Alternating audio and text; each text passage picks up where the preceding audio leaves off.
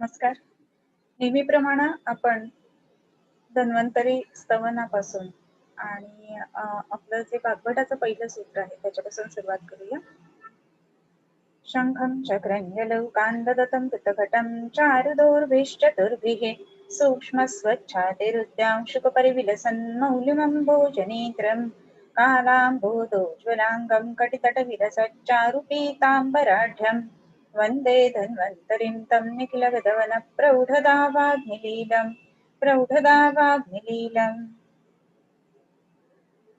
रागादिरोगान् सततानुशक्तान् अशेषकाय प्रसृतान् शेषान् औत्सुक्यमोहारतिदाय जघान यो पूर्ववैद्याय नमोऽस्तु तस्मै.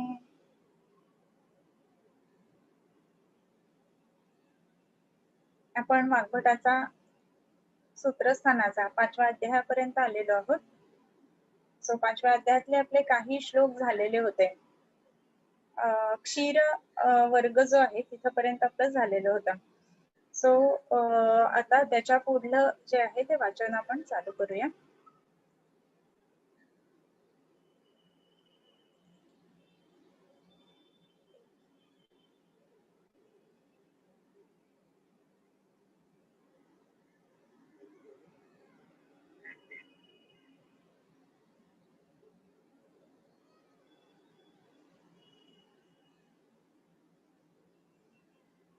आपलं याचं जे वाचन आहे त्याच्यामध्ये वेगवेगळ्या प्रकारची जी दूध वर्णन केलेली आहेत. तर त्याच्यामध्ये आपण बघितलेलं होतं की ज्या ज्या पद्धतीनं आपण दूध वेगवेगळ्या एकखुरी प्राण्यांचं, गाईचं, म्हशीचं आणि त्याचप्रमाणे इतर जे प्राणी सांगितलेले आहेत तर त्यांची दूध आपण वेगवेगळी बघितलेली होती. त्याच्याच बरोबरीनं आपण वेगवेगळ्या तापवण्याच्या पद्धतीवरून दुधांचे प्रकार बघितलेले होते. त्याच्यामध्ये धारोष्णम अमृतोपमम असं जे म्हटलेलं आहे ते. त्याच्यानंतरचं जे आहे तर त्याच्यामध्ये आपण आम म्हणजे न तापवलेलं दूध त्याचे परिणाम कसे असतात, श्रुत शीत तापवून गार केलेल्या दुधाचे परिणाम कसे असतात आणि धारोष्ण दुधाचे परिणाम कसे असतात, तर ह्या सगळ्या गोष्टी आपण बघितलेल्या होत्या. सो आज त्याच्या पुढे आपण सुरुवात करणार आहोत.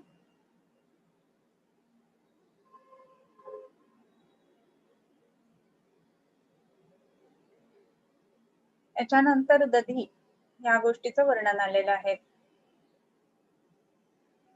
भवेत गरियो अतिश्रुतम धारोष्णम अमृतोपमम इथपर्यंत आपलं झालेलं होतं. त्याच्यानंतरचं जे आहे ते अम्लपाक रसमग्राही वृष्णम दधी वातजित मेध शुक्र बलश्लेष्म पित्त रक्ताग्नी शोककृत असं म्हटलेलं आहे. म्हणजे याच्यामध्ये दह्याचे गुण दधी असं म्हटलेलं आहे. तर ह्या दह्याचे गुण वेगवेगळे काय आहेत तर त्या संदर्भामध्ये इथे सांगितलेलं आहे. मग ह्याच्यामध्ये आपण बघतो की अम्ल पाक रस म्हणजे दह्याचा विपाक जो आहे तो अम्ल आहे आणि रस सुद्धा अम्ल आहे. आणि अम्ल रसाच्या गुणधर्म जे आहेत ना त्याच्यामध्ये एक महत्वाचा गुणधर्म त्याचा असा आहे की स्पर्शाला अम्ल जे आहे ना ते शीत आहे, परंतु ते वीर्याने उष्ण असतं आणि त्याच गोष्टीमुळे दही जे आहे ते बरेच लोक बऱ्याच वेळेला असं होतं की दही थंड आहे किंवा स्पर्शाला शीत आहे म्हणून ते थंडपणाचं काम करेल, तर ह्या पद्धतीनं सेवन केलं जातं. परंतु दह्याचं प्रमुख जे आपण गुण बघतो तर त्याच्यामध्ये अम्ल पाक आणि अम्ल रस असं म्हटलेलं आहे. आणि म्हणूनच हे जे दही आहे तर त्याचे गुणधर्म ह्याच्या पुढे अजून काय काय आहेत तर अम्लपाक आणि अम्लरस असं म्हणत असताना विपाक अम्लाचा म्हणजे अम्ल विपाकाचे काय काय गुणधर्म आहेत आणि अम्ल रसाचे काय काय गुणधर्म आहेत तर ह्या गोष्टी आपल्याला माहिती असायला हव्यात. तर ह्याला आता पुढचा जो ग्रंथाचा रेफरन्स आहे ना तर तो इथे दिलेला आहे. तर ह्यालाच अनागता वेक्षणा अशी तंत्रयुक्ती म्हटली जाते. अनागता वेक्षणा म्हणजे काय की जे अजून आलेलं नाहीये आणि त्याचं वर्णन करणं तर त्याला अनागता वेक्षणा असं म्हटलं जातं. आणखीन एक महत्वाची गोष्ट ह्याच्या संदर्भामध्ये अशी आहे की अनागता वेक्षणा असं म्हणत असताना इथे आपण बघतोय की अम्ल पाक म्हणजे अम्ल विपाक आणि अम्लरस. अम्लरसाचे गुणधर्म काय आहे तर त्याच्यामध्ये अम्लरसाच्या संदर्भामध्ये स्पर्शाला प्रामुख्याने ते शीत असतं, परंतु काम त्याचं उष्ण गुणाचं होत असतं. तर ह्या दृष्टीने ही गोष्ट महत्वाची राहते. सो त्याप्रमाणे अम्लपाक, रसम आणि ग्राही म्हणजेच काय, तर हे जे दूध आहे ते ग्राही गुणाचं आहे. दधी आहे ते ग्राही गुणाचं आहे. आता हे ग्राही म्हणत असताना आपल्याला आणखीन एक गोष्ट बघायला हवी, की याचाच अर्थ असा आहे, की ज्या वेळेला बऱ्याच वेळेला असं सांगितलं जातं, की अतिसार असताना दही भात खा असं इतर गोष्टींमध्ये बऱ्याच वेळेला सांगितलं जातं. तर आपल्याला प्रत्येक वेळेला ती गोष्ट एकदम अरे बापरे! पण सामता उत्पन्न करणारी ती निश्चित आहे, नाही असं नाही. परंतु ग्राही गुणधर्म त्याचा आहे, हे सुद्धा आपण लक्षात घ्यायला पाहिजे. मग आता ह्या ग्राही गुणधर्माचा पण उपयोग कसा करून घ्यायचा आहे? तर ह्याचा उपयोग करून घेताना आपण विशेष करून ह्याच्यामध्ये म्हणजे औषधांच्या संदर्भामध्ये हा ग्राही गुणधर्म बघायला पाहिजे. अनेक जी औषधं आपण बघतो ना, तर त्याच्यामध्ये दधिमस्तू असं आलेलं असतं. आयदर ते सिद्ध करत असताना घाला किंवा दुसरी गोष्ट महत्वाची म्हणजे दधिमस्तू जो आहे ना, तर त्याचा गामित्वाच्या दृष्टीने म्हणून विचार अशा पद्धतीनं हे आलेलं असतं. तर हा जो दधिमस्तू आहे ना, त्याचेही गुणधर्म आपण विशेष करून पाहायला पाहिजेत. त्याच्यानंतर गुरु उष्णम दधी वातजेत. तर ह्या गोष्टी म्हटलेल्या आहेत. तर हे दही कसं आहे, तर गुरु गुणाचं आहे, जड आहे. मग जी जड गोष्ट आहे ना, तर ती अमातिसारामध्ये विशेषत्वाने ज्या वेळेला शरीरामध्ये सामत आहे, तर गुरुत्व चालेल का? तर नाही चालणार आणि म्हणून दही वरचे आहे. बऱ्याच वेळेला असं म्हटलं जातं, की दही उगाचच आयुर्वेदिक लोकांना वाकडं असतं म्हणून. तर दह्याचं वेगवेगळ्या पद्धतीने औषधी गुणधर्म जर नसते, तर एकतर त्याचं वर्णन आलंच नसतं. म्हणजे ते कसं बनवावं याची प्रोसिजर सुद्धा आली नसती. आणि अजून एक महत्वाची गोष्ट त्याच्यामध्ये अशी, की ज्या वेळेला ह्या दह्याचा उल्लेख केलेला आहे ना आणि त्याच वेळेला नास्ति द्रव्यम अनौषधम असंही आपल्या ह्याच्यामध्ये म्हणून ठेवलेलं आहे. आणि तसं असल्यामुळं ह्या दह्याचे गुणधर्म तर निश्चित असणारच आहेत. पण ते कोणते आणि कुठल्या युक्तीनं ते वापरायला पाहिजे हेही आपण पाहायला हवं. त्याच्यानंतर अजून एक महत्वाची गोष्ट म्हणजे दधी वातजित असं म्हटलेलं आहे. हे जे दही आहे ना, ते वाताला जिंकणारं असं आहे. आणि वाताला जिंकणारं असं असल्यामुळं दह्याचा विशेष करून जर आपण बघितलं तर वेगवेगळी स्नेहसिद्धी कल्पनांमध्ये दह्याचा उपयोग होत असतो.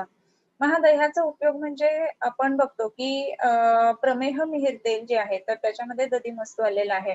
किंवा अजून इतर किरातादी तेलामध्ये सुद्धा बहुतेक आहे, ते चेक करायला पाहिजे. तर अशा वेगवेगळ्या ह्याच्यामध्ये दह्याचा उपयोग आलेला आहे. त्याच्यानंतर मेद, शुक्र, बल, श्लेष्म, पित्त, रक्ताग्नी, शोफ, कृत. कृत म्हणजे करणारं. सो काय-काय करतं हे तर मेदकृत, शुक्रकृत, बलकृत, श्लेष्मकृत, पित्तकृत, पित्त रक्तकृत, रक्तकृत आणि अग्निकृत, शोफकृत असं म्हटलेलं आहे. तर हे जे दही आहे ना, तर ते मेद वाढवणार आहे. मग जर मेद वाढवणारं किंवा मेदाला अभिषंद आणणारं असं जर ते दही असेल ना, तर हे साहजिकच ज्यांच्यामध्ये मेदरोग आहे किंवा मेद विकृती आहे किंवा ज्या पेशंट्समध्ये प्रमेहासारखी संप्राप्ती आहे, तर ह्या पेशंट्समध्ये हे चालणार नाही. त्याच्यानंतर शुक्रकृत असंही दह्याला म्हटलेलं आहे. पण हे दह्याचे सेवन करण्याची पद्धत जी आहे ना, ती कदाचित वेगळी असावी. हेच दही ज्यावेळेला आपण टांगून ठेवतो, तर त्याचा चक्का बनतो आणि त्याच्यापासून तयार होणारी जी रसाला आहे ना, तर त्याचा उपयोग विशेषत्वाने शुक्रकृत म्हणून होत असावा आणि म्हणून रसालाचं वर्णन जर बघितलं तर शुक्रला म्हणून आपल्याला मिळतं. त्याच्यानंतर बलकृत हे दही बल सुद्धा देणार आहे असं म्हटलेलं आहे. मग हे सुद्धा सेवन करण्याची ह्या पद्धतीने पद्धत असायला हवी. त्याच्यानंतर श्लेष्मकृत म्हणजे कफ उत्पन्न करणारं असं हे दही आहे. मग हे जर का दही कफ उत्पन्न करणार असेल ना, तर मग ज्या ठिकाणी प्रतिशाय, जिथे अभिषंद वाढेल किंवा ज्या ठिकाणी वेगवेगळ्या त्वचेचे आजार आहेत, तर तिथे हे दही निश्चितच त्रास देईल. तर त्या दृष्टीने श्लेष्मकृत या गोष्टीचा विचार करायला पाहिजे. त्याच्यानंतर पित्तकृत म्हणजे पित्त वाढवणारं आहे. मग आता आपण मगाशीच म्हणलं, की दही थंड असतं असं म्हणून बऱ्याच वेळेला उन्हाळ्यामध्ये वगैरे खाल्लं जातं. परंतु दही जे आहे ते थंड असलं तरी सुद्धा उष्ण वीर्याचं आहे हे लक्षात घ्यायला पाहिजे आणि त्याच्याच बरोबर गुरु आहे. आणि म्हणून पित्त करण्याचं म्हणजे पित्त निर्माण करण्याचं काम जे आहे ते दही करत आहे. सो ही एक गोष्ट लक्षात घ्यायला घ्यायला पाहिजे. इथे रक्तकृत याचा अर्थ रक्त वाढवणारं असं नव्हे तर रक्तात अभिषंद उत्पन्न करणारं असं घ्यायला पाहिजे. आणि म्हणूनच जो कुष्ठ महत्वाने ह्याचा रक्ताचा व्याधी म्हटला जातो, तर त्याच्यामध्ये सुद्धा दही जे आहे ते त्रासदायक आहे आणि म्हणून दह्याचा वापर विशेषत्वाने ज्यांच्यामध्ये त्वचा रोग आहे तर त्यांनी करायला नाही पाहिजे. इथे हा जो शब्द आहे पित्त रक्त असा सुद्धा वापरला जाऊ शकतो. तर त्याचाच अर्थ असा की रक्तपित्त उत्पन्न करणारं आणि रक्तपित्त उत्पन्न करणारं असल्यामुळं हे जे दही आहे ना, तर ते विशेषत्वाने ज्यांच्यामध्ये ब्लिडिंग टेंडन्सीज आहेत, तर ह्या लोकांनी शक्यतो सेवन करायला नाही हवं आहे. सो ह्या दृष्टीने ह्याचा विचार करायला पाहिजे. आणि अग्निकृत असा एक त्याचा विशेष उल्लेख केलेला आहे. अम्ल रस जो आहे ना, तर अम्ल रसाचे गुण आपल्याला माहिती असायला पाहिजे, हे मगाशी मी म्हटलं. तर त्याच्यामध्ये अम्लोग्नी दीप्तिकृत हृद्यो हृदय पाचन रोचन उष्ण हृदय पाचन रोचन उष्णवीर्यो हिमस्पर्शो प्रीणन क्लेदनो लघु करोति कपपित्ताश्रम मूढ वातानुलोमन. पुढे पित्ताश्रम इथे पुन्हा आलेला आहे. हे पुढे आहे गाडी उत्पन्न करणार असं हे दही पुढे आहे. आहे. आणि गाडी ह्या दह्याचा जो महत्वाचा गुण आता जो आपण बघतोय, तर त्याच्यामध्ये हे अग्नी करणारं किंवा रक्त पित्त उत्पन्न करणारं असं आहे. आणि त्याच्यानंतर आणखीन एक महत्वाची गोष्ट ह्याच्या संदर्भामध्ये शोफकृत म्हणजेच काय, तर शोथ उत्पन्न करणार आहे. आणि म्हणून सूज असणाऱ्या लोकांमध्ये किंवा ज्यांच्यामध्ये व्हेरिकोसिटी आहे अशा लोकांमध्ये याचा उपयोग होणार नाही किंवा जे त्रासदायक होऊ शकतात. आता एक मुद्दा आपण इथे बघितलेला होता की अग्निकृत असं म्हणताय, मग अग्नी वाढवणारं आणि अभिषंद करणारं असं दोन्ही कसं काय हे दही असेल असा विचार करायला पाहिजे. तर ज्या वेळेला अभिषंद किंवा तिथे स्राव आहे तर त्या वेळेला हे जे दही आहे ना, तर ते अग्निकृत कसं असेल, तर हा जो अग्नी करण्याचा त्याचा भाव आहे किंवा अग्नीला उपयुक्त असा जो भाव आहे ना, तो योग्य मात्रेमध्ये हे सुद्धा लक्षात घ्यायला पाहिजे. आणि दही लावण्याची पद्धत कशी आहे ही सुद्धा बघायला पाहिजे.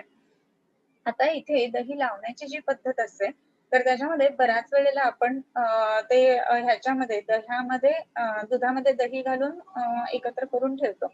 आणि मग ते लागायला लागलं ना, की बऱ्याच वेळा आजकाल फ्रीज मध्ये ठेवलं जातं आणि आधीच ते अभिषंधी आहे आणि त्याच्यातून फ्रीज सारखं गार केलं, तर त्याच्यानंतर त्याचा जो अभिषंद गुण आहे ना, तो जास्त प्रमाणात वाढेल. सो थंड करून दही घेणं ही तर गोष्ट अतिशय चुकीची आहेच आहे. तर ह्या दृष्टीने याचा विचार व्हायला पाहिजे. त्याच्यानंतर दही लावत असताना त्याच्यामध्ये होमोजिनिसिटी यावी यासाठी अनेक वेळेला ते घुसळायला किंवा ढवळायला हवं. तर ह्या दृष्टीने ते होमोजिनियस लागेल, ज्याला कवड्यांचं दही आपण असं म्हणतो तसं व्हायला हवं. त्याच्यानंतर ह्याच्यात आणखीन एक गोष्ट महत्वाची जी आहे ना, तर त्याच्यामध्ये दही लावत असताना अनेक वेळेला त्याच्या मध्ये धात्री म्हणजे आवळखाटीची पावडर किंवा त्रिफळाची पावडर अशी घालावी, म्हणजे तो अभिषंद जो आहे ना तो कमी करायला ते मदत करत असतात. त्याच्यानंतर जे आलेलं आहे की रोचिष्णू शस्तम अरुचौ शीतके विषमज्वरे. रोचिष्णू रुची आणणार आहे म्हणून ते आवडीच आहे बरं का बऱ्याच जणांच्या, म्हणून दही बंद म्हटल्यानंतर आपल्याकडे बघणाऱ्यांचे डोळे थोडेसे मोठे होत असतात. सो रोचिष्णू रुची आणणार असं आहे आणि आवड असणार किंवा प्रिय असणार असं आहे. तसंच ते जिभेला रुची आणणार असंही आपण म्हणू शकतो. अनेकदा आपण बघितलेलं असेल की अम्लरस जो आहे ना तो हृदय आहे बरोबर, आणि हृदय असल्यामुळे तो रुची उत्पन्न करणारा असा सुद्धा आहे. त्याच्यानंतर शस्तम म्हणजे प्रशस्त आहे किंवा योग्य आहे कशामध्ये, तर अरुचौ रुचिष्णू आहे आणि म्हणून अरुची मध्ये तो उपयुक्त आहे. जे तोंडाची चव गेलेली असताना दही घ्यावं, परंतु किती प्रमाणामध्ये हे सुद्धा महत्वाचं आहे. म्हणून अगदी दही वडे करून खायला गेलं ना, तर ह्या पद्धतीनं दही नाही घ्यायचं. तर दही वडे करत असताना त्याच्यामध्ये आधीच ते गुरुगुणाचं, त्याच्यानंतर ते अभिषंधी आणि त्याच्यातून त्या दही वड्यांमधले जो वडे असतात ना, तर ते उडदाचे, मग ते खूपच मोठ्या प्रमाणामध्ये जड होतं आणि मग सामता उत्पन्न होते. सो त्या पद्धतीनं नाही घ्यायचंय. मग दही कसं घ्यायचंय तर ते पुढे आलेलं आहे. आणि कशात, तर शीतके विषमज्वरे म्हणजे शीतपूर्वक ज्वर विषमज्वर विशेषतः असताना दह्याचा उपयोग होतो. आता आपण इतक्या वेळेला दह्याला एवढी नावं ठेवली की तो गुरु आहे, उष्ण आहे, त्याच्यानंतर अम्लपाक आहे, अम्लरस आहे, अभिषंधी आहे, असं सगळं म्हणत असताना मग एकदम ज्वरामध्ये कसं काय बरं उपयुक्त आहे. तर ज्वराचा जो सगळ्यात महत्वाचा हे आहे ना की स्रोतसांकडे किंवा स्रोतस बंद झालेले असताना ती स्रोतसांमध्ये अभिषंद उत्पन्न करून त्या त्या ठिकाणी पोहोचणं याच्यासाठी या दह्याचा उपयोग होतो आणि म्हणून विषमज्वरामध्ये दह्याचा विशेषत्वाने उपयोग केला जातो. त्याच्यानंतर आणखीन एक गोष्ट महत्वाची आणि म्हणूनच की जे जीर्णज्वर किंवा विषमज्वर आहेत ना, त्यांच्यामध्ये जे जे स्नेहनासाठी तेल आले जसं अनेक तेल आलेली आहेत, तर त्याच्यामध्ये हा जो दही आहे ना, तर त्याचं पाणी बऱ्याच वेळेला आपल्याला घातलेलं दिसतं. किंवा अनुपान म्हणून सुद्धा 1 चमचा, अर्धा चमचा दही असं वापरता येतं विषमज्वराच्या पेशंट्समध्ये. आणि त्या दृष्टीने गामित्वाच्या दृष्टीने म्हणजे व्हेइकल म्हणून ते ऍक्ट होणार आहे आणि तिथे जाईपर्यंत ते औषधाचं त्याला घेऊन जाणार आणि तिथे गेल्यानंतर औषधाचं काम चालू होईल. सो ह्यालाच आपण अनुपान असं म्हणतो किंवा व्हेइकल असं म्हणू शकतो. तर त्या दृष्टीने या दह्याचा उपयोग होतो. त्याच्यानंतर पीनसे मूत्रकृच्छ्रेच वृक्षंतु गृहणीगते. पीनस असताना सुद्धा या दह्याचा उपयोग होतो. आता आपण म्हटलं की तो अभिषंधी आहे म्हणून प्रतिशय उत्पन्न करण्याच्या दृष्टीने किंवा दुसरं आता जे म्हटलं की त्याच्यामध्ये अलर्जीज नाकातल्या वेगवेगळ्या ज्या रायनाटीज ज्याला म्हटलं जातं अशा उत्पन्न करण्यासाठी हे दही काम करतं.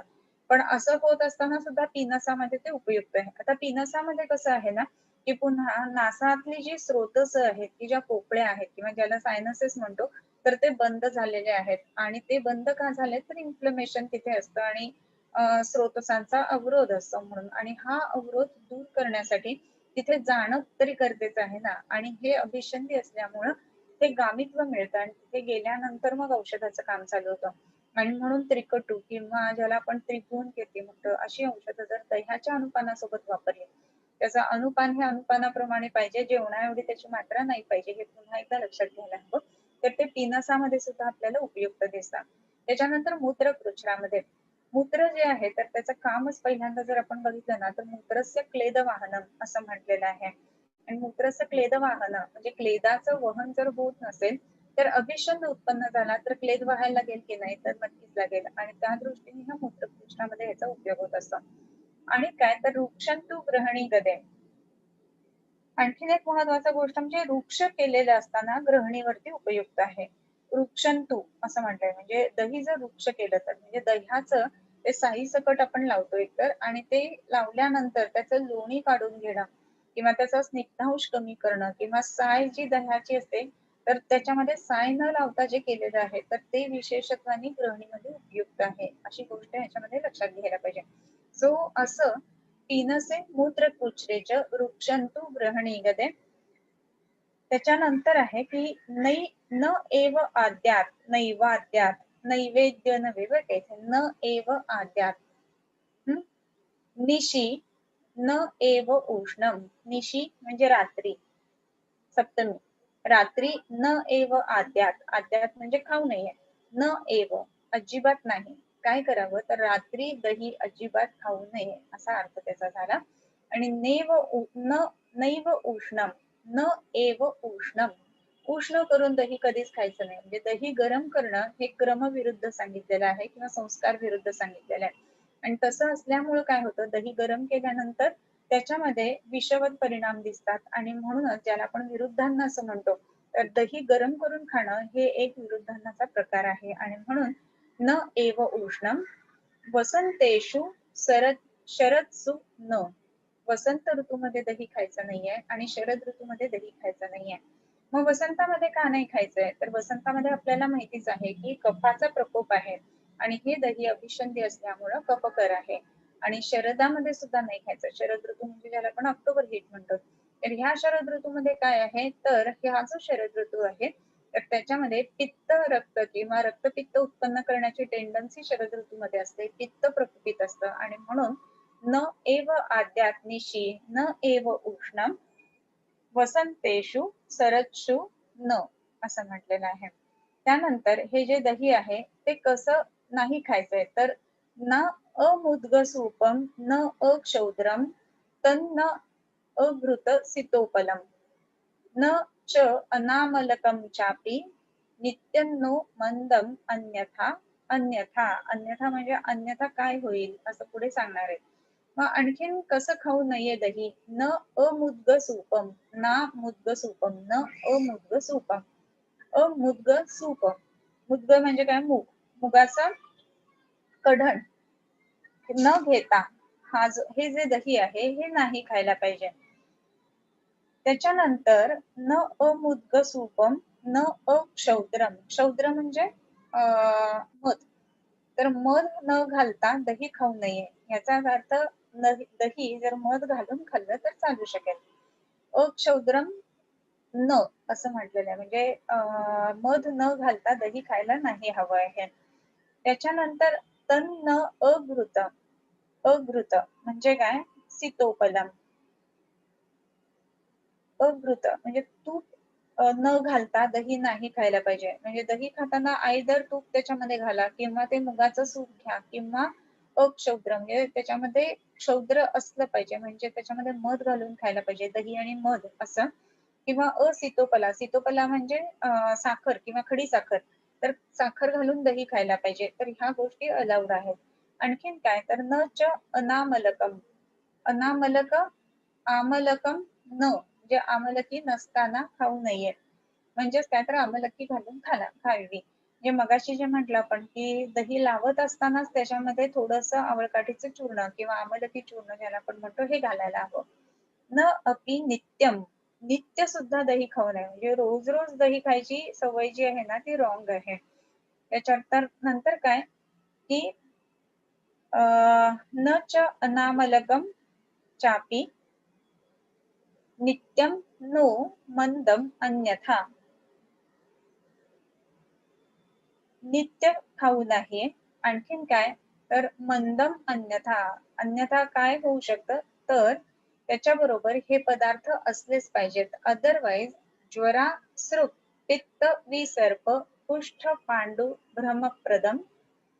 काय काय होऊ शकतं तर ज्वर, त्याच्यानंतर अश्रू पित्त म्हणजे रक्तपित्त, त्याच्यानंतर विसर्प, त्याच्यानंतर आणखीन एक आलेलं आहे की कुष्ठ, त्याच्यानंतर पांडू आणि भ्रम.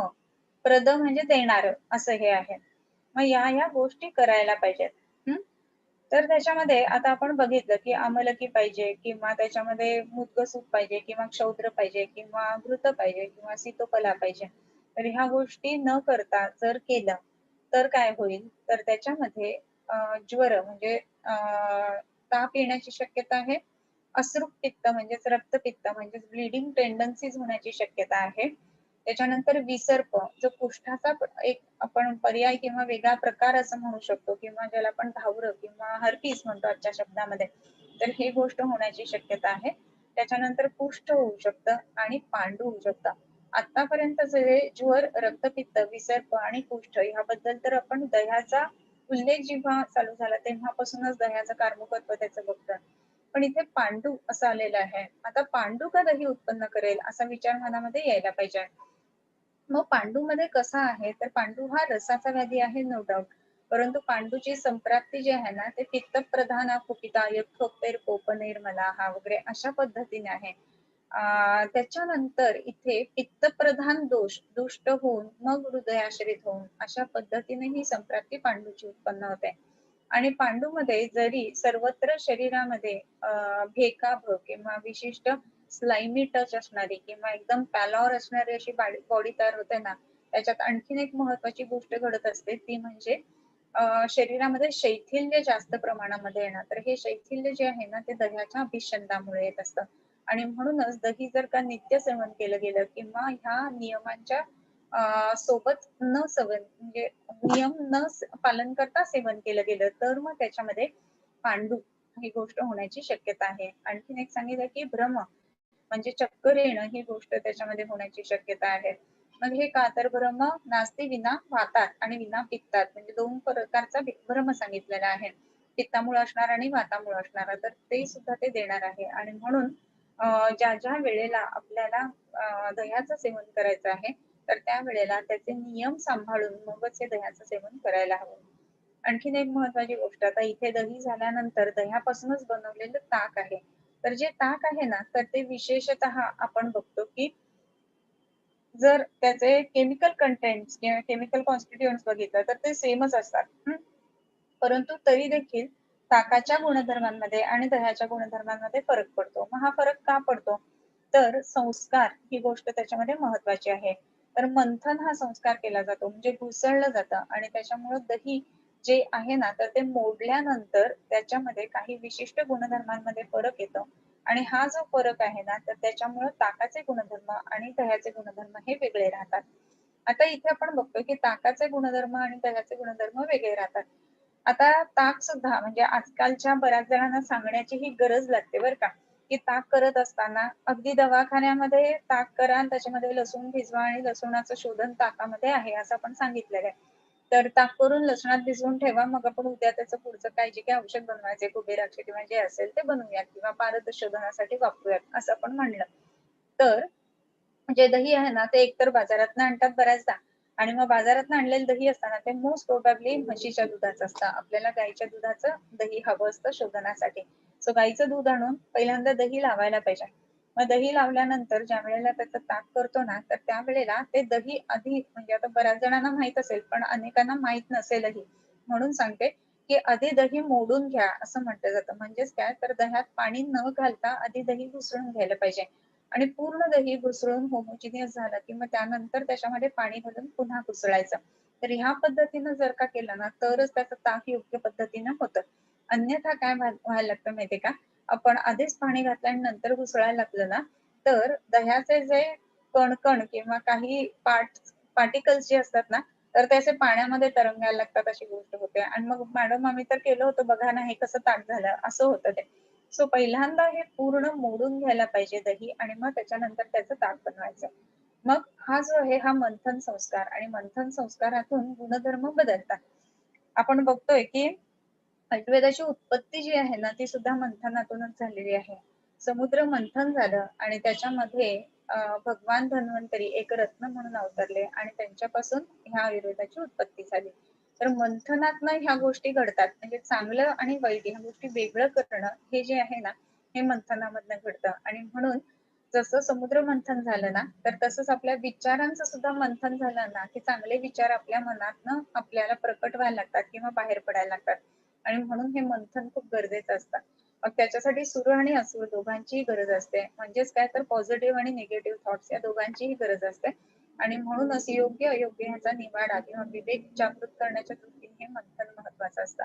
सो ह्याच मंथनातून अनेक उत्तम विचार उत्पन्न होत असतात आणि त्या विचारांच्या योगाने आपण पुढे जाऊ शकतो किंवा अमृत निर्माण करू शकत असतो. सो या मंथनाचा एवढा मोठा जर का आयुर्वेद निर्माण करण्या घुसळण्याचा परिणाम असेल ना तर ताक आणि दह्याचे गुणधर्म तर भिन्न करायला निश्चितच असेल एवढंच मला त्याच्यामधनं सांगायचंय थोडक्यात. तर आता ह्याच्या पुढे ताकाचे गुणधर्म.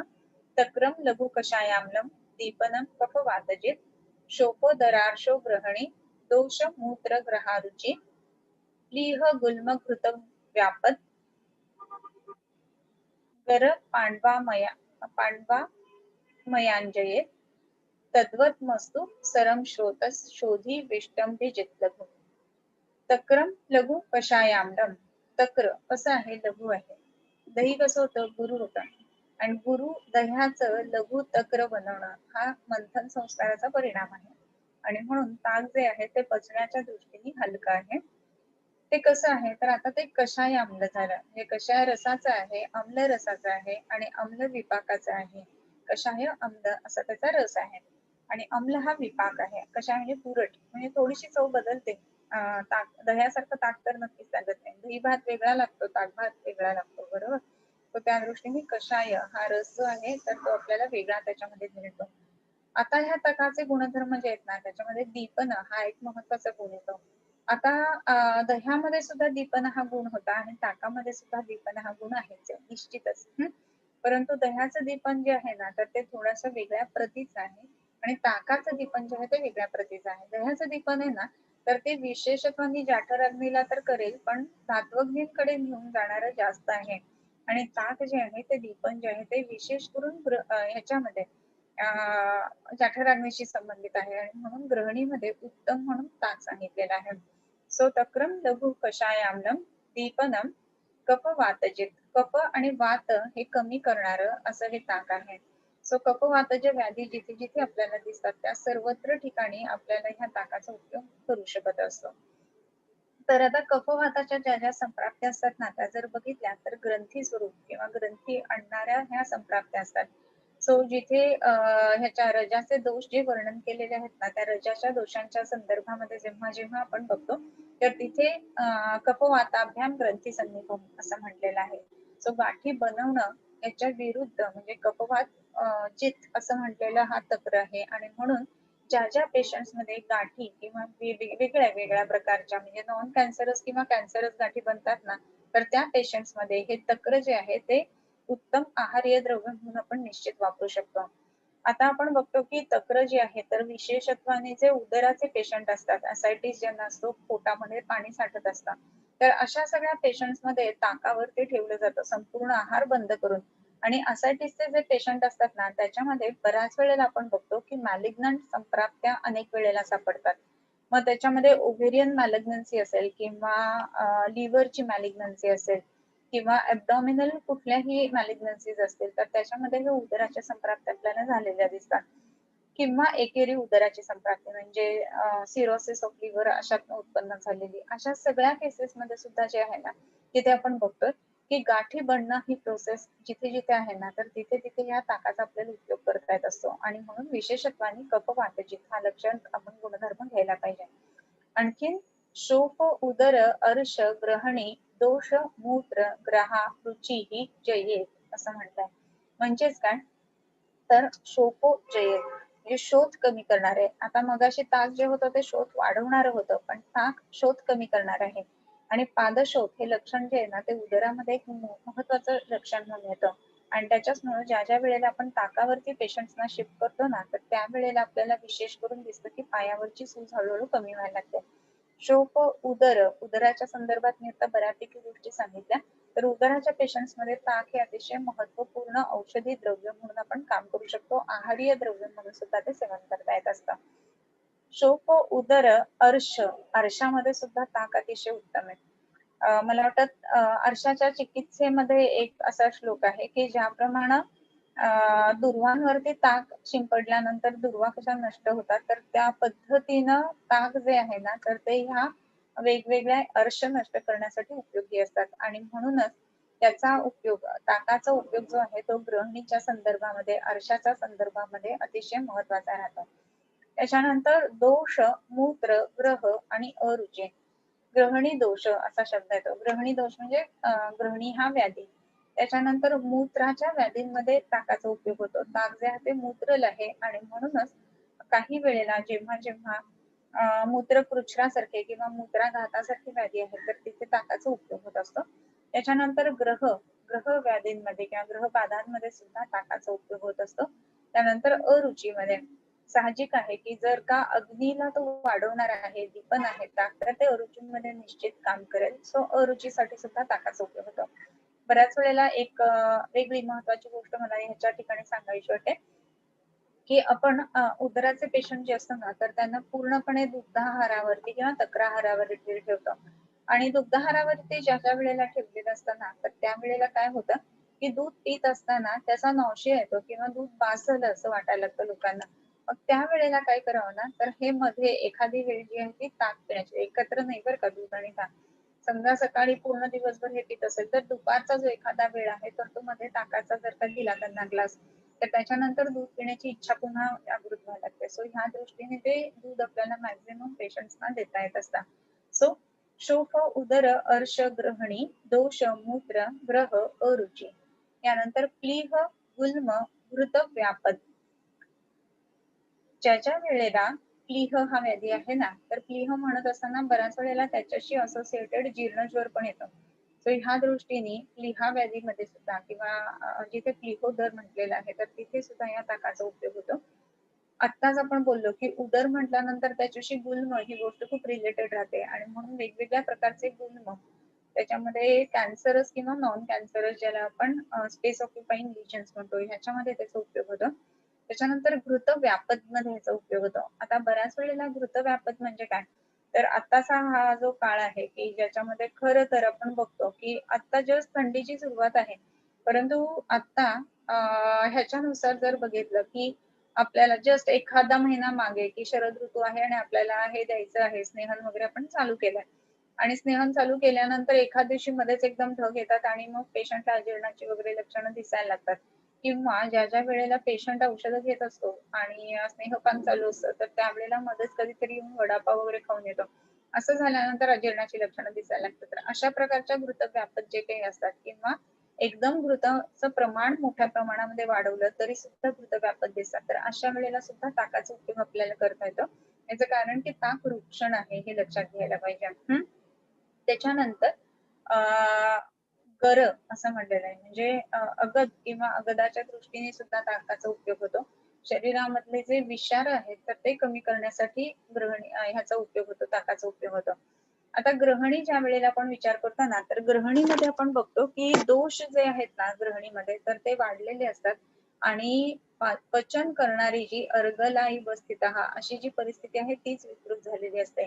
आणि असं झालेलं असताना मग काय होतं की शरीरामध्ये वेगवेगळे टॉक्सिन जमायला सुरुवात होते किंवा सामता खूप मोठ्या प्रमाणामध्ये निर्माण व्हायला लागते. मग ही जी ग्रहणी किंवा ग्रहणी व्याधीमुळे उत्पन्न झालेले शरीरामधले जे निजदोष किंवा शरीरामधले दूषी विष ज्याला म्हणू ना, तर त्या दृष्टीने सुद्धा ग्रहणीमध्ये ताकाचा उपयोग खूप महत्वाचा आहे. याचं कारण तक्र जे आहे ते गर जयेत असं म्हटलंय. तर म्हणजे गर म्हणजे वेगवेगळे जे गद किंवा गर जे सांगितलेत तर त्याच्यावरती त्याचा उपयोग होतो. त्याच्यानंतर पांडू आमयान जयेत. पांडू पांडू व्याधी कमी करण्यासाठी याचा उपयोग होतो. आता आपण बघितलं होतं मगाशी की दह्याने पांडू होतो आणि ताकाने पांडू व्याधीचे उपचार होतात. तर ह्या दृष्टीने ताका आणि दह्यामध्ये बऱ्यापैकी फरक राहतो. सो आता इथे झाल्याप्रमाणे बरं का, तर हे जे आहे ते आपण बघितलं की दही आणि ताक यांचे गुणधर्म. त्याच्यानंतर तद्वत मस्तू सरम श्रोत शोधी विष्टम भजेत लघु नवनीतम नवम वृष्यम शीतम वर्ण बलाग्निकृत तद्वत मस्तू. मस्तू म्हणजे दधी मस्तू. आता दह्याचे गुण बघितले, ताकाचे गुण बघितले आणि आता सांगतात ते दधी मस्तू म्हणजे दह्याचं पाणी किंवा टांगल्यानंतर चक्का जे पाणी खाली पडतं दह्याचं तर त्याला दधी मस्तू असं म्हटलं जातं किंवा दह्याची निवड. किंवा तुम्ही बघितलं असेल की छानसं लागलेलं जे दही असतं ना तर त्याचा एक चमचा आपण काढून घेतला की त्याच्यामध्ये पाणी पाणी दिसायला लागतं तर ते जे आहे ते दधी मस्तू. तर हा दधी मस्तू जिथे जिथे औषधांमध्ये वापरलेला असतो ना तर अशा पद्धतीनं वापरताना आपण विशेष करून एक काळजी घ्यायला पाहिजे की दधी मस्तू जो आहे ना तर त्याच्यासाठी घरी गाईचं दूध आणून तर त्याचं दही लावून मग तो दधी मस्तू आपण वापरायला हवा. सो ह्या दृष्टीने दह्याची निवड जी आहे ती कशी आहे, सर आहे. ते दोषांना बाहेर काढणारी, मलांना बाहेर काढणारी अशी आहे. स्रोतशोधी, स्रोतसांचं शोधन करणारी आहे आणि म्हणूनच आपण बघतो की अनेक तेलांमध्ये जसं प्रमेह मिहिर तेल किंवा लक्ष्मी विलास तेल ह्यांच्यामध्ये जिथे जिथे मेदोरोग किंवा प्रमेह आहे तर अशा तेलांमध्ये सुद्धा ह्या दधिमस्तूचा वापर जो आहे ना तो स्रोतशोधन म्हणून विविध तेलांमध्ये केलेला आहे. त्याच्यानंतर ही विष्टंभ करणारी अशी आहे. विष्टंभ जित आणि लघु अशी आहे. सॉरी, विष्टंभ करणारी नाही, विष्टंभाला जिंकणारी अशी आहे. सो मल जर का विबंध असेल तर त्या ठिकाणी सुद्धा आपल्याला ही दधिमस्तू वापरता येते म्हणजे विष्टंभ कमी करता येतो. आणि लघु आहे मात्र आपल्याला बऱ्याच वेळेला जे जे अभिषंद आहेत ते गुरु आहेत असं वाटत असतं पण दही गुरु आहे आणि त्याच्या सोबत ठेवलेला जो दधिमस्तू आहे ना तर तो लघु आहे हे लक्षात घ्यायला पाहिजे. त्याच्यानंतरचा जो श्लोक आहे तो नवनीतम नवम वृषम शीतम बल वर्ण बलाग्निकृत संग्राही वात पित्तासृ अर्शो अर्दित कासजित क्षय अर्श अर्दित कासजित असं आहे ते. सो इथे जे वर्णन केलेलं आहे नवनीत म्हणजे लोणी. लोणी म्हटल्यानंतर बरेच जण आजकाल बटरच आणतात बरं का, म्हणजे हे औषध लोणी साखरेबरोबर घ्या की बटर आणि साखर असं वापरलं जातं.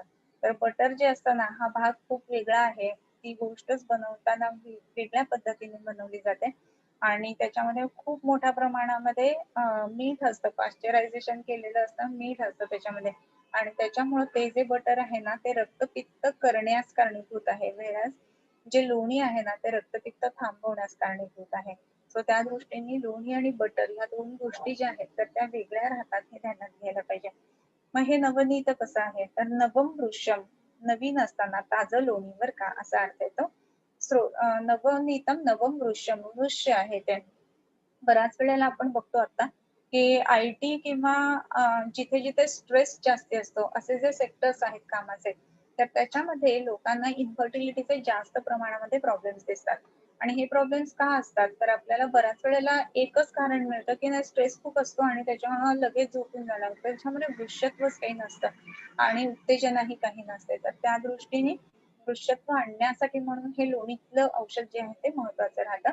त्याच्यानंतर शीत म्हणजेच काय तर नवनीत म्हणजे लोणी जे आहे ना तर ते शीत गुणधर्माचं आहे. बल, वर्ण, अग्निकृत. बल वाढवणार आहे, वर्ण वाढवणार आहे आणि म्हणूनच विशेष करून 5व्या आणि 6व्या महिन्यामध्ये ज्या वेळेला गर्भिणी असते ना, तर तिच्यासाठी लोणी खाणं अतिशय महत्वाचं आहे. कारण 5व्या महिन्यामध्ये बलवर्ण उपचयः भवति अधिकः अन्येभ्यः मासेभ्यः असं म्हटलेलं आहे. आणि त्या दृष्टीने 5व्या-6व्या महिन्यामध्ये विशेषत्वाने लोणी हे अनुपान म्हणून आपण वापरायला हवं किंवा पेशंटला आहारामध्ये घ्यायला सांगायला पाहिजे. आहारच जर घ्यायला सांगितलं ना, तर बऱ्याच वेळेला लोकं कंटाळा करतात आणि एवढी मोठी प्रोसिजर कोण करणार? आजकाल फार क्वचितच असं अगदी दूध आणून त्याच्यापासून दही लावून वगैरे ह्या सगळ्या गोष्टींच्या दृष्टीने लोणी मिळवणं ही गोष्ट केली जाते. अदरवाईज जे डेअरीजमध्ये तयार लोणी मिळतात ना, तर त्याचाही आपण विचार निश्चित करू शकतो औषध म्हणून हां. परंतु इथे ताज्या लोण्याचे गुणधर्म सांगितलेत हे पण लक्षात घ्यायला पाहिजे. लोणी टिकवताना लोणी जे आहे ना, तर ते आपण पाण्यामध्ये जर ठेवलं ना, तर ते काही काळ जास्त चांगल्या पद्धतीनं टिकू शकतं आणि म्हणून पूर्वीच्या काळामध्ये जर तुम्हाला माहित असेल, तर लोण्याचा गोळा जे आहे ना, तर तो पाण्यामध्ये तरंगत ठेवला जायचा. तर त्याच्यामुळं काय होतं, की त्याचा संपर्क जो आहे तो भांड्याशी वगैरे राहत नाही जास्त आणि त्याच्यामुळं तो टिकतो जास्त. म्हणजे त्याच्यामध्ये अंबूसपणा कमी येतो. ही गोष्ट महत्त्वाची आहे. जास्त काळ जर झाला असेल ना लोणी साठवून, तर त्याला एक विशिष्ट अंबूस वास येतो, आंबवल्यासारखा वास येतो. ते सुद्धा बघायला पाहिजे. नवनीतम नवम वृषम शीतम बलवर्ण अग्निकृत संग्राही लोणी जे आहे तर ते संग्राही आहे आणि म्हणूनच ज्या ज्या ठिकाणी रक्तपतन असतं तर त्या ठिकाणी सुद्धा हे लोणी साखरेचा अनुपान आपण वापरतात. या नाकेशर लोणी साखरेबरोबर ज्या वेळेला योनीगत रक्तस्राव आहे त्यावेळेला किंवा अर्शातनं रक्तस्राव होत असेल तरी सुद्धा नाकेशर लोणी साखरेबरोबर असं जर आपण अनुपान वापरलं तर त्याचा परिणाम जो तो चांगला मिळतो. त्याच्यानंतर आणखीन संग्राही वात पित्त असं म्हटलेलं आहे. वात पित्त कमी करणारं असं हे लोणी आहे. आणखीन कसं आहे वात पित्ताश्रू पित्ताश्रू म्हणजे पित्त रक्त म्हणजेच रक्तपित्त सुद्धा हे कमी करणार आहे. बऱ्याच वेळेला DUB म्हणून आपण विचार करतो परंतु पेशंटला अधोगर रक्तपित्तासारखी पण लक्षणं असतात. हे पित्तज रजोदृष्टी, पित्तज योनिव्यापक आणि पित्तज रक्तप्रदर ह्या सगळ्यांचा विचार जो आहे ना तर तो वेगवेगळ्या पद्धतीने करावा लागतो आणि रक्तपित्त असा करावा लागतो. सो ह्या दृष्टीने ह्याचा विचार व्हायला हवा आणि म्हणून खूप जास्त दिवस ब्लिडिंग होणारे जे स्त्रिया असतात विशेषत्वाने पेरिमेनोपॉझल एज मध्ये त्याच्यामध्ये आपण औषध दिल्यानंतर थांबत नाही अशा जेव्हा गोष्टी होतात तर त्यावेळेला ह्या लोण्याचा उपयोग होत असतो. आणखीन एक महत्वाची गोष्ट म्हणजे क्षय, अर्श, अर्दित, कासजित. क्षय कमी करणार आहे. म्हणजेच राजयक्ष्मा जो आहे ना, तर तो राजयक्ष्मा कमी करण्यासाठी ह्या लोण्याचा उपयोग होत असतो. सो बऱ्याच वेळेला जिथे-जिथे उरक्षत आहे किंवा लंग्स मध्ये आपल्याला कॅव्हिटी फॉर्मेशन दिसतंय, तर अशा ठिकाणी सुद्धा जर लोणी वापरलं ना, तर ते विशेषत्वाने पुन्हा सांधण्याच्या दृष्टीने महत्वाचं राहतं. आता त्याचं कारण काय? तर हे वृक्ष आहे. वृक्ष आहे म्हणजेच काय? तर नवीन टिश्यू रिजनरेट करण्याची त्याची ताकद आहे आणि म्हणूनच ते लोणी ह्या पद्धतीनं जिथे कॅव्हिटी फॉर्मेशन आहे किंवा लंग फायब्रोसिस आहे, आताचे पोस्ट कोविड पेशंट्स आपण बघतोय, तर ह्या सगळ्यांमध्ये या नवनीताचा उपयोग नक्की आपल्याला करता येत असतो. त्याच्यानंतर संग्राही वात पित्त अश्रू अर्श क्षय अर्श अर्शाबद्दल आपण बोललो आणि अर्दित कासजित असं म्हटलेलं आहे. तर अर्दिता म्हणजे फेशियल पॅल्सी किंवा फेशियल पॅरालिसिस ज्याला आपण म्हणतो. तर असे जे पेशंट्स असतात ना त्यांच्यामध्ये स्थानिक किंवा एकांग वात अशी लक्षणं दिसत असतात आणि हे लोणी जे आहे ना तर ते स्रोतशोधी आहे किंवा आपण ज्याला नवनीत वृक्ष आहे म्हणतो. तर पुन्हा त्या मसलची जी मूव्हमेंट किंवा जी हे आहे स्ट्रेंथ आहे ती रिएस्टॅब्लिश करण्याच्या दृष्टीने ह्या लोण्याचा उपयोग होत असतो. आणि कासजी असं म्हटलं आता ज्या वेळेला खोकला असतो हा तर त्यावेळेला तेलकट खाऊ नका किंवा ऑइली पदार्थ घेऊ नका असं सांगत असतो. आणि मग लोणी सुद्धा जे आहे ना तर ते स्नेहांश असणारीच गोष्ट आहे बरोबर. परंतु एकांतिक वातजक आसामध्ये जसं तेलाचा अनुपान आपण वापरतो त्याचप्रमाणे लोण्याची विरघळ जी आहे ना तर ती विशेष करून जे अस्थमाचे पेशंट असतात ना त्यांच्यामध्ये वापरता येते.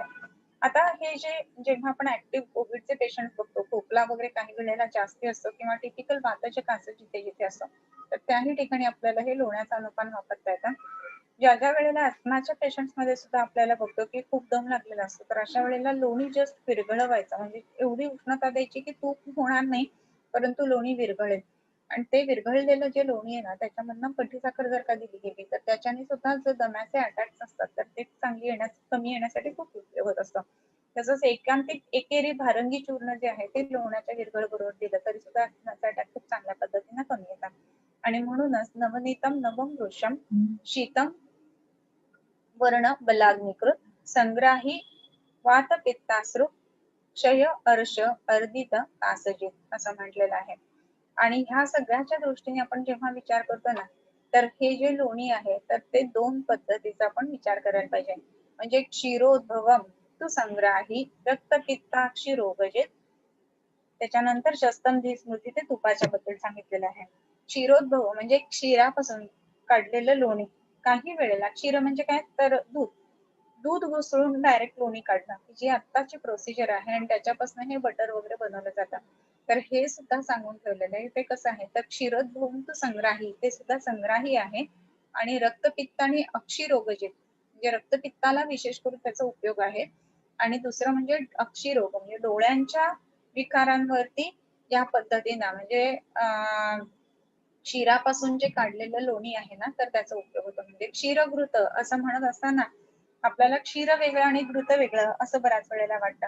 म्हणजे दूध आणि तूप वापरावं अनुपान म्हणून. तर क्षीरघृत असं म्हणत असताना त्याचा अर्थ काही वेळेला असाही घ्यावा लागतो की दूध घुसळून ज्या वेळेला लोणी काढतात ना तर त्याला क्षीरघृत असंही म्हटलं जातं. तर त्या दृष्टीने मग त्या लोण्याचं तूप बनवणं. सो क्षीरोद्भवंतु संग्राही रक्त पित्त अक्षीरोगजे. यानंतर आहे शस्तम धी स्मृती मेधाग्नी बलायुष शुक्र चक्षुषा बाल वृद्ध प्रजाकांती सौकुमार्य स्वरार्थिनाम क्षतक्षीण परिसर्प शस्त्राग्नि लपितात्मना वात पित्त विषोन्माद शोष लक्ष्मी ज्वरापहार स्नेहानाम उत्तमं शीतं वयसस्थापनं हितं सहस्रवीर्यं विधिभिर्वृतं कर्म सहस्रकृत सहस्रवीर्यं विधिभिः वृतं कर्म सहस्रकृत. घृत कसं आहे तर ह्या संपूर्ण ह्याचं वर्णन केलेलं आहे. तर घृत कसं आहे तर सगळ्यात पहिली महत्वाची गोष्ट बाल वृद्ध प्रजाकांती सौकुमार्य स्वरार्थिना. जे घृत आहे ना तर त्याच्यामध्ये महत्वाची गोष्ट काय सगळ्यात तर शस्तम धी स्मृती मेधाग्नी बलायु शुक्र चक्षुषा. शस्त म्हणजे प्रशस्त आहे म्हणजे उत्तम आहे. तूप कशामध्ये तर धी स्मृती मेधा अग्नी बल आयु शुक्र चक्षुषा जे हे लाभार्थी आहेत जे ज्यांना धी म्हणजे बुद्धी हवी आहे असे ज्यांना स्मृती हवी आहे असे ज्यांना मेधा हवी आहे असे ज्यांना अग्नी हवा आहे असे ज्यांना बल हवा आहे असे आयुष्य दीर्घ आयुष्य हवं आहे त्याच्यासाठी शुक्र हवं आहे हे उत्तम शुक्राचं लक्षण म्हणून तर त्याच्यासाठी आणि चक्षुषा डोळे चांगले असावेत याच्यासाठी ह्या घृताचा उपयोग होतो. घृताचे एवढे सारे उपयोग आहेत आणि म्हणूनच तुम्ही जर बघितलं असेल ना तर आज पण आपल्याला घेताना एक थेंब दूध सांडलं ना तर आई काही एवढी रागवत नाही. परंतु घेताना आपल्याकडनं तूप जर का एक थेंब सांडलं ना की लगेच ते तूप पुसून घेतलं जातं. याचं कारण काय की ते अमूल्य आहे किंवा खूप त्याचं कार्मुकत्व आहे ते खूप जास्त मोठं आहे आणि म्हणूनच तुपाचा जो हे जे आहे संग्रह तर तो सुद्धा तेवढाच महत्वाचा राहतो. आता हे तूप कुठे कुठे उपयोगी आहे तर धी स्मृती आणि मेधा मिळवण्यासाठी. तर आता तुमच्यासाठी हा होमवर्क आहे. धी व्याख्या काढायची अर्थ काढायचा स्मृती व्याख्या काढायची अर्थ काढायचा आणि मेधा व्याख्या काढायची आणि अर्थ काढायचा. याच्यातलं धी आणि स्मृती हे वेगळे हे तर लक्षात येईल पण धी आणि मेधा काय वेगळे ह्या पण दोन गोष्टी बघायला हव्यात. तसेच आणखीन एक शब्द आहे प्रज्ञा तर त्याचाही अर्थ काढा की प्रज्ञा म्हणजे काय. म्हणजे बुद्धीच्या ज्या वेगवेगळ्या छटा आहेत ना त्या सगळ्या ह्याच्यामध्ये समाविष्ट आहेत. काही वेळेला धृती असाही एक शब्द वापरला जातो म्हणजेच काय तर धारण करण्याची ताकद म्हणजे काय तर लॉंग लास्टिंग मेमरी ज्याला आपण म्हणतो ती. तर धृती हाही एक शब्द त्याच्यामध्ये काढायला पाहिजे म्हणजे धी धृती स्मृती त्याच्यानंतर मेधा आणि प्रज्ञा या गोष्टींचे अर्थ आहेत ते काढायचे.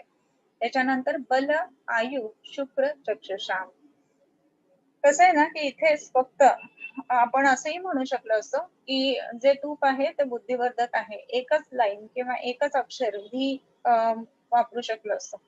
परंतु स्मृती पण वापरलाय, मेधा पण वापरलाय. ह्याचाच अर्थ असा की बुद्धीचे जे जे वेगवेगळे कंगोरे आहेत, त्या सगळ्याच्या दृष्टीने हे खूप महत्वाचं आहे. आणि म्हणूनच आपण बघतो की विशेष करून जिथे विवेक हरवलेला असतो, अशा उन्माद आणि अपस्मारासारख्या व्याधींमध्ये सुद्धा भूतांच्या कल्पना खूप जास्ती प्रमाणात आलेल्या आहेत. आणि म्हणूनच ही धृती, स्मृती, प्रज्ञा आणि मेधा या गोष्टी वाढवण्याच्या दृष्टीने तुपाचा उपयोग अतिशय महत्वाचा आहे.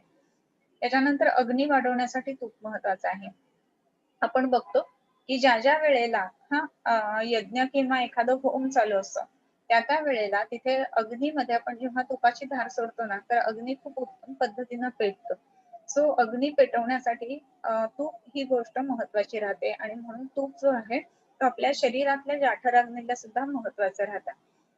आणखीन एक महत्वाची गोष्ट की आता हे कोलेस्टेरॉल हे या दृष्टीने तूप खाऊ नका इथेपर्यंत लोक आलेले होते. आता पुन्हा एक आलेलं आहे की सोन्याचे काय एलिमेंटरी किंवा मायन्यूट पार्टिकल्स असे ह्या तुपामध्ये गायीच्या भारतीय वंशाच्या गायीच्या असतात आणि म्हणून ते खा, असंही आता संशोधन समोर येत आहे. त्या दृष्टीने संशोधन म्हणून एकदा बघायला हरकत नाही. त्याचं आर्टिकल कुणाला मिळालं तर ते निश्चित तुम्ही ग्रुपवरती शेअर करू शकाल. त्याच्यानंतर अग्नी वाढवण्यासाठी, नंतर बल वाढवण्यासाठी आणि म्हणूनच राजयक्ष्णासारख्या व्याधींमध्ये सुद्धा वेगवेगळी षटफल घृतासारखी घृत तिथे आलेली दिसतात. आयुवर्धक असं हे घृत आहे. ज्या वेळेला आपण आपल्या शरीराचा आणि घृताचा विचार करतो ना, तर त्यावेळेला हे जे घृत आहे तर ते अनेक वेळेला संस्कारित आहे किंवा अनेक वेळेला अग्नीची प्रक्रिया त्याच्यावरती होते. सगळ्यात पहिली प्रक्रिया म्हणजे ज्या वेळेला चारा खाल्ला जातो आणि त्या गायीच्या जठराग्नीची प्रक्रिया त्याच्यावरती होऊन आहारस तयार होतो. त्या रसापासून जो आहे तर ती विशेष करून स्तन्य म्हणजे त्या गायीचं स्तन्य तयार होतं. ते गायीचं जे स्तन्य म्हणजे जे दूध आहे त्याच्यावरती एक अग्निसंस्कार होऊन दही तयार होतात. त्या दह्यामध्ये मंथन संस्कार होऊन पुन्हा ताक आणि लोणी तयार होतात. त्या लोण्याचा पुन्हा अग्निसंस्कार होऊन तूप तयार होतात. सो नंबर ऑफ अग्निसंस्कार ह्याच्यामध्ये जास्ती राहतात. जसं आपल्या शरीरातल्या धातूंवरती होतं. हे रसापासून रक्त होताना एक अग्नी काम करतो. रक्तापासून मीठ तयार होताना रक्तापासून मांस तयार होताना मांस धात्वग्नी, मांसापासून मेद होताना मेदो धात्वग्नी, तसंच अस्थि धात्वग्नी, मज्जा धात्वग्नी आणि शुक्र धात्वग्नी. सो ह्या पद्धतीनं प्रोसेसने ते पुढे जाते. आणि म्हणून विशेष करून आपलं आयुष्य टिकवण्याच्या दृष्टीने म्हणून ह्या तुपाचा उपयोग होतो. आणि म्हणूनच त्याला शुक्रलत्व पण आहे किंवा शुक्र वाढवण्यासाठी ते कारणीभूत आहे. याचं कारण काय, जेवढे अग्नी संस्कार तेवढे शरीरातल्या सुद्धा धातूंवरती संस्कार आहेत. आणि म्हणून शुक्राकडे गामित्व असणं ही गोष्ट त्याच्यामध्ये होते. आता वेगवेगळ्या आपण केसेस जेव्हा बघतो इन्फर्टिलिटीच्या वगैरे, तर तिथे सुद्धा बऱ्याच वेळेला तुपांचे उल्लेख असतात.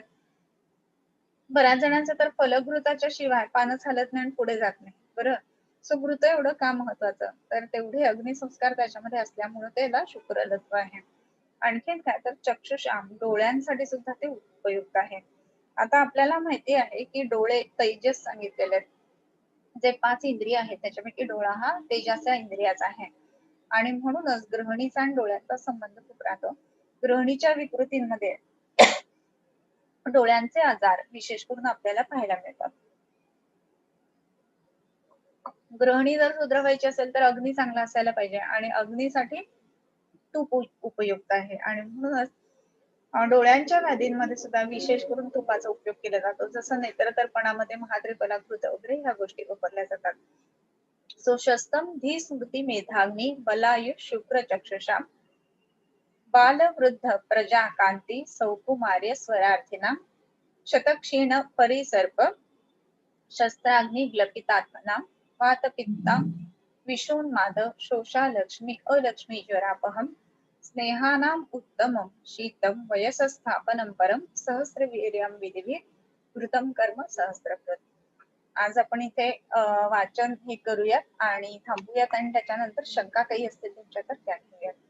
सो तुम्हाला जर काही शंका विचारायच्या असतील तर त्या चॅट बॉक्स मध्ये किंवा युट्यूबच्या कमेंट्स मध्ये पण तुम्ही विचारू शकता.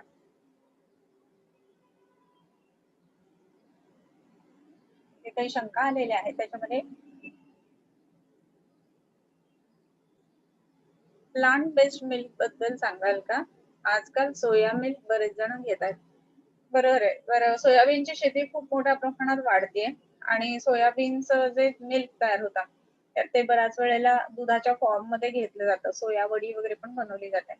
सोयाबीन जे आहे ना, त्याच्यात उत्तम प्रोटीन असतं आणि दुधात पण उत्तम प्रोटीन असतं आणि म्हणून त्याच्यासारखं दिसणारं असं दूध तयार केलं जातं सोयाबीनचं मिल्क.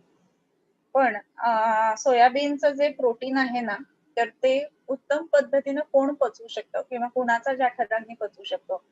तर शुगर किंवा डुक्कर जे आहे ना, ते उत्तम पद्धतीनं सोयाबीनचं प्रोटीन जे आहे ते पचवू शकतो. परंतु आपला जठराग्नी जो आहे ना, ते सोयाबीनचं प्रोटीन एवढ्या चांगल्या पद्धतीनं पचवू शकत नाही, ही फॅक्ट आहे.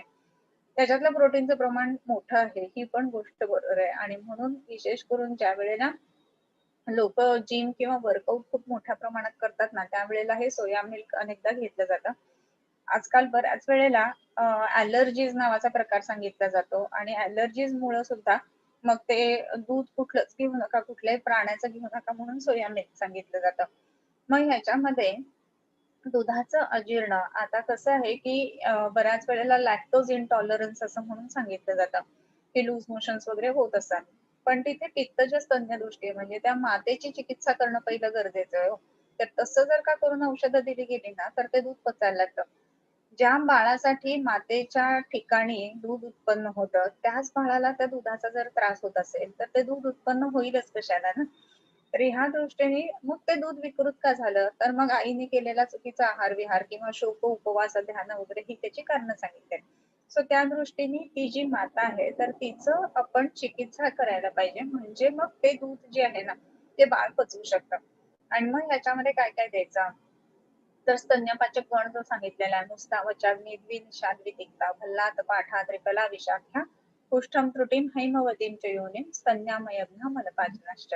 तर हा जर का गण त्याच्या ठिकाणी वापरला आणि सुतिकेचा आहार-विहार सांभाळला, तर मग त्या दुधापासून होणारे जे विकार आहेत, तर ते बाळाला होणार नाहीत आणि ह्याचा जो संबंध आहे ना, तर तो वाताच्या, पित्ताच्या, कफाच्या स्तन्यदृष्टी म्हणून वर्णन केलेला आहे आणि मग ते जर का करेक्शन केलं ना, तर लॅक्टोज इंटॉलरन्स बाळांना राहत नाही आणि मग त्याच्यानंतर आपण मातेचं स्तन्य हे बाळांना देऊ शकतो. पण आता असं आहे, की थोडंसं मोठं झाल्यानंतर वेगवेगळ्या ॲलर्जीज येतात किंवा आजकाल व्हेगन नावाचा एक प्रकार आहे सगळा. तर त्याच्यामुळे सुद्धा हे सोया मिल्क घेतलं जातं. तर याची जी माहिती आहे ना, सोया मिल्क त्याच्यात कुठले प्रोटीन आहेत, काय आहेत वगैरे, तर त्याचा परिणाम किंवा त्याची माहिती आपल्याला इंटरनेटवरती सहज मिळून जाते. त्याच्याबद्दल काही फारसं हे नाही. परंतु ते दूध जे आहे ना, तर तो कोण होता मला वाटतं अश्वत्थामा. अश्वत्थाम्याला कसं ते दुधासारखं बनवून ते पीठ मिसळून दिलं वगैरे अशी गोष्ट पण ऐकतो. तर दूध हे दूध आहे, अमृतोपमम असं आहे. पण सोया मिल्क किंवा कुठल्याही प्लांट बेस्ड जे मिल्क आहेत ना, तर त्याचा परिणाम तसा नाही येणार. त्याचा तो फॉर्मॅट बनवलाय. तो ओरिजिनली तसा आहे का? तर नाहीये. तर सोयाबीनचं प्रोटीन उत्तम आहे. म्हणजे हाय हाय हायेस्ट प्रोटीन आहे त्याच्यामध्ये आणि म्हणून सोयाबीनचं मिल्क हे काढलं जातं. सोयाबीन मिल्कचं प्रोटीन आपण पचवू किती शकतो, ही पण गोष्ट बघायला हवी बरं का. गाईचे दूध म्हणजे गावरान गाईचं अपेक्षित आहे, पण ते मिळणं आजकाल अवघडच. म्हणजे मिळतं ते वापरावं का? अगदी प्रॅक्टिकल प्रश्न आहे. जे मिळतं ते वापरावं हा एक महत्वाचा गोष्ट. मग जे मिळतं ते कुठलं आहे? तर ते जर्सी गाईचं दूध आहे. मग बऱ्याचदा मध्ये-मध्ये अशा पोस्ट फिरत होत्या WhatsAppवरती तुम्ही बघितलेलं असेल, की जर्सी गाईचं दूध अगदी विषारी वगैरे. तर कुठल्याही सस्तन प्राण्याचं दूध जे आहे ना, ते त्याच्या बछड्यासाठी उपयुक्तच आहे, हे लक्षात घ्यायला पाहिजे. आणि म्हणून आपण दुधाचे वेगवेगळे गुणधर्म बघितले. मगाशी त्याच वेळेला आपण म्हटलेलं होतं, की ज्या गोष्टी अनुक्त आहेत किंवा जे सांगितले नाहीयेत किंवा बाहेरच्या देशांमध्ये ह्या गोष्टी सापडतात. तर असं जे आहे ना, तर त्याचा रसवीर्य विपाक आणि कार्मुकत्व हे आपण लावायला शिकलं पाहिजे. गावरान गाईचं दूध उत्तम आहेच आहे. म्हणून मग ते भारतीय वंशाच्या गायीवरती संशोधन वगैरे ह्या गोष्टी बऱ्याच चालू आहेत आता. परंतु म्हणून इतर ज्या गायी किंवा म्हशी आहेत, तर त्याचा उपयुक्तता नाहीच आहे असं नाहीये ना. अगदी गाढवाचं, घोड्याचं सुद्धा हे सांगितलेलं आहे, दुधाचे गुणधर्म सांगितलेले आहेत. सो जे मिळतं ते आपण वापरू शकतो. परंतु थोडासा जर आपण शोधाशोध केली, तर आजकालच्या ह्याच्यामध्ये जमान्यामध्ये आपल्याला नेटवरती सुद्धा इव्हन उत्तम गावरान गाईचं दूध सुद्धा आपल्याला प्राप्त होऊ शकतं. ओके. कधी करताना तक्र वापरलेले चालू शकेल का? बिकॉज दही गरम करू नये. कढी ओके असं सांगितलं. कढी हा पदार्थच वेगळा आहे आणि दही गरम करू नका असं म्हटलंय. पण ताक गरम करताना सुद्धा गरम करण्याची पद्धत एक विशिष्ट आहे. तुम्ही प्रत्येकानेच केलेली असेल कदाचित कढी, परंतु कढी करत असताना जेव्हा आपण गॅसवर ठेवलं आणि त्याला हलवलं नाही आणि योग्य वेळेला त्याला पीठ लावलेलं नसेल ना, तर काय होतं, ते फुटतं, ते खराब होतं. सो त्या दृष्टीने त्याचा विचार नक्की करायला पाहिजे. आणि ते सतत हलवणं आणि मंद आचेवर करणं ह्या गोष्टी गरजेच्या आहेत. त्याला एकदम मोठी उष्णता दिली आपण, हाय फ्लेम वरती ठेवतो, तर कढी नेहमी फुटते. तुम्ही करून बघा.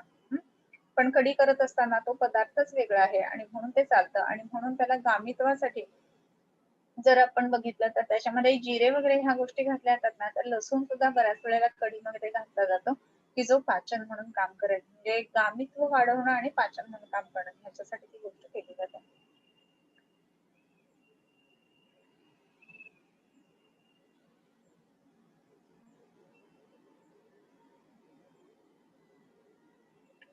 तूप मस्तू असं म्हटलं. तूप मस्तू मला माहिती नाहीये काय प्रश्न आहे तर नाही.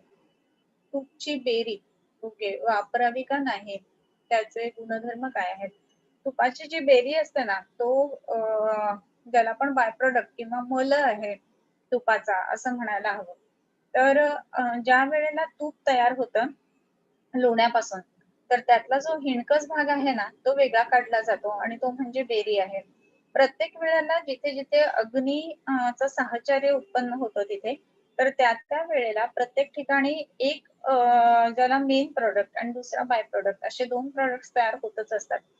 जेव्हा आपण बघतो, की दही लावलं आणि दह्यापासून आपण घुसळल्यानंतर लोणी बनलं आणि ताक बनलाय. लोण्याचे गुणधर्म एकदम वेगळे आहेत, ताकाचे गुणधर्म एकदम वेगळे आहेत. ताक हा पूर्वीच्या काळामध्ये टाकाऊ पदार्थ म्हणून होता आणि तो जनरली गावामध्ये वाटण्यासाठी वगैरे वापरला जायचा. आणि लोणी जे आहे ते मात्र तूप कढवण्यासाठी वापरलं जायचं. पण आता गोष्ट अशी आहे, की ताक सुद्धा लोकं विकत आणून पितात. म्हणजे ताक सुद्धा सेलेबल गुड्स याच्यामध्ये आलेली आहे. सो ताक जो आहे ना, तर हा सुद्धा तसा टाकाऊ पदार्थ होता किंवा त्याच्यापासनं पोषकांश काढून घेतल्यानंतरची उरलेली गोष्ट असं आहे. मग आता त्याच्याही पुढे जाऊन म्हणजे तूप तयार करत असताना लोणी जेव्हा कढवतो, तर त्यावेळेला जे लोणी तयार होतं, तो म्हणजे त्याचा क्रीम किंवा त्याचा उत्तमत्व असणारा पार्ट आहे. आणि जी बेरी आहे ना, तर ती आपण त्याज्य म्हणून टाकली जाते. परंतु काही वेळेला कसं आहे, की नास्ति द्रव्यम अनौषधम असं म्हटलंय. तर बेरीचे सुद्धा वेगळे गुणधर्म आपल्याला मिळू शकतात. म्हणजेच काय, तर ज्या वेळेला हे तूप आपण वेगळं केलेलं आहे त्याच्यापासून, तर बेरी जी आहे ना, तर त्याच्यामध्ये काही स्निग्धांश काही प्रमाणामध्ये राहतो. परंतु बेरी जी आहे त्याचं प्रमाण कमी असतं. काही जण त्याच्यामध्ये साखर वगैरे घालून खातात. परंतु नित्य सेवन करणं जे टाकाऊ किंवा बाय प्रॉडक्ट्स आहेत, ती गोष्ट योग्य नाही. सो त्या दृष्टीने त्याचा विचार करायला पाहिजे. दूध सुवर्णसिद्ध करून घ्यावे का रोज? रोज कुकिंगमध्ये घृत तैल असं वापरतात का? घृत प्लस तैल असं वापरावं का? घृत आणि तेल एकत्र करून असं नाही वापरलं पाहिजे. आणि हा जो आहे ना, तर तुम्ही जर बघितलं असेल, की तेलाचा आणि तुपाचा हात आणि डाव आणि चमचा वगैरे ह्या सुद्धा गोष्टी वेगळ्या-वेगळ्या वापरल्या जायच्या. परंतु आपण हे बघतो, की कणिक आपण भिजवताना त्याच्यामध्ये तेल घालतो, पोळी बनवताना तेल लावतो आणि पोळी तयार झाल्यानंतर नंतर त्याच्यावरती तूप टाकलं जातं. पण तेल आणि तूप एकत्र करून असं वापरू नये. मग आता ह्याला यमक, त्रिवृत आणि महास्नेह असं म्हटलेलं आहे. तेल-तूप एकत्र, तेल-तूप वसा एकत्र आणि तेल-तूप वसा मज्जा एकत्र. तर हे जे आहेत ना, हे पचायला जड पडतात आणि आपल्या नित्य वापरामध्ये जर तसे ठेवले ना, तर तेवढा अग्नी नसतो आणि म्हणून ते उत्तरोत्तर जे आहेत ते पचण्यासाठी जड असे सांगितले. आणि एक विचारलं की दूध सुवर्ण करून घ्यावं का रोज? तर शक्य असेल तर घेतलं तर उत्तमच आहे. काही हरकत नाही. सुवर्णसिद्ध जलाचे जसे परिणाम मिळतात, तसे सुवर्णसिद्ध दुधाचे सुद्धा चांगले परिणाम देतात. विशेष करून बाळं जर लहान असतील ना, तर त्या बाळांना देण्यासाठी म्हणून आपण सुवर्णसिद्ध असं दूध वापरू शकतो. मेनोपॉजल एजला हेअर फॉल प्लस प्लस असताना दूध तूप सांगितलं जातं. हां, तर मेनोपॉजल एज म्हणजे कसं आहे, की वाताचा अधिक्याचा काळ आहे, बरोबर? आणि मग तिथे दूध आणि तूप हे तर्पण करणार आहे. वटलेली झाडं असतात ना, त्याला सुद्धा दूध आणि तुपाचं जर का आपण सिंचन केलं, तर त्याच्यामध्ये असं दिसतं, की त्या झाडांना फळं लागायला लागतात. आता इथे जसं आहे की वयाचा परिणाम आहे आणि शरीराचा रस जो आहे ना तो खूप मोठ्या प्रमाणामध्ये मेनोपॉझल एजमध्ये डेप्लीट होत असतो आणि त्या दृष्टीने त्याचं तर्पण व्हावं म्हणून दूध आणि तूप वापरलं जातं. तर हे अनुपान अतिशय योग्य आहे आणि ते आपण वापरू शकतो निश्चितच. ओके. जर्सी काऊ गेहूं नहीं लाना चाहिए।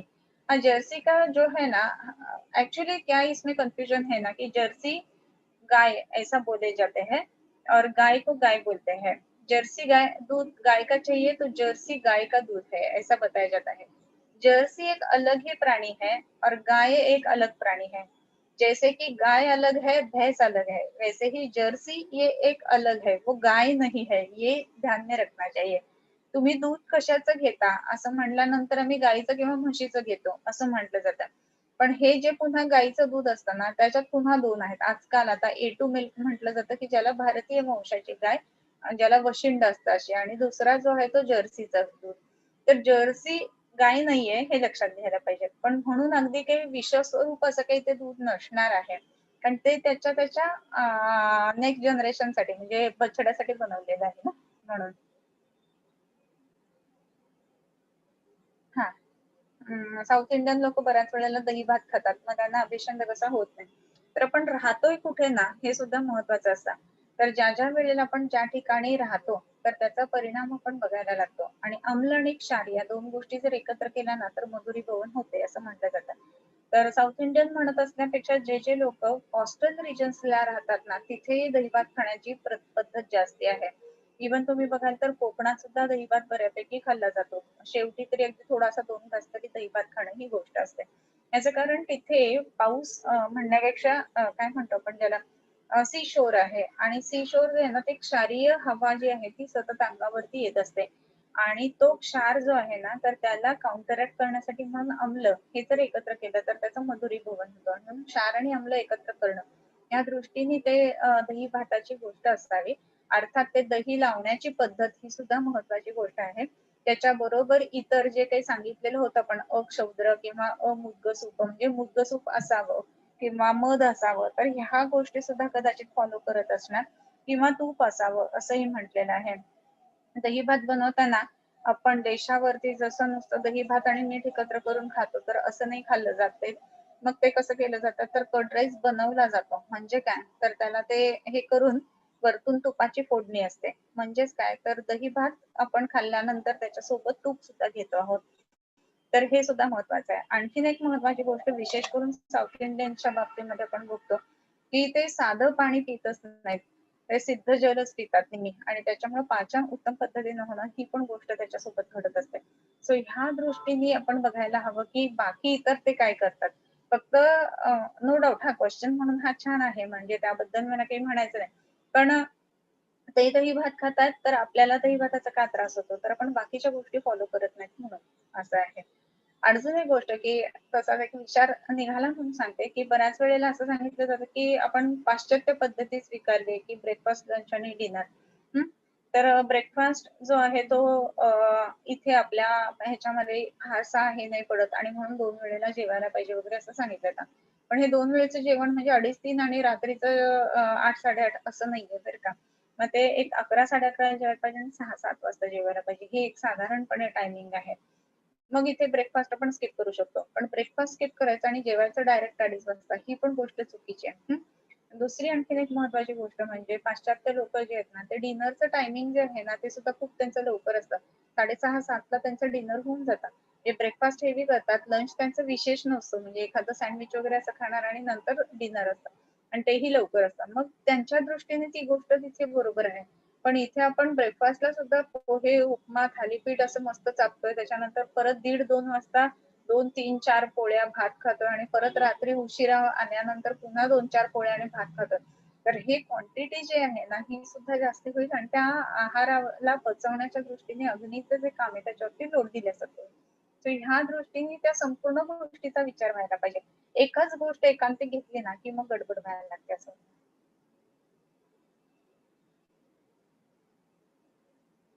तुपावरचा द्रव भाग, तूप मस्तू नाही म्हणत त्याला. बरं का. घृतमंड म्हणतात त्याला. जो तुपाचा जो वरचा भाग असतो त्याला घृतमंड असं म्हटलं जातं, आणि जो खालचा भाग असतो जो घट्ट असतो तर त्याला आज्य असं म्हटलं जातं. घृतमंड आणि आज्य असे ते दोन शब्द आहेत. ह्याच्यामध्ये वेगवेगळ्या यज्ञ असतात ना, तर त्या यज्ञांमध्ये जे वापरलं जातं ते आज्य वापरलं जातं. म्हणजे काय, तर घृताचा जो घट्ट भाग आहे तो, आणि वरचा जो आहे तो मंड आहे. तर घृतमंडाचं बहुतेक करून तुम्ही बघितलं असेल की नस्यासाठी त्याचा उपयोग चांगला होत असतो. सो घृतमंड वेगवेगळ्या नस्यांना आपण वापरू शकत असतो.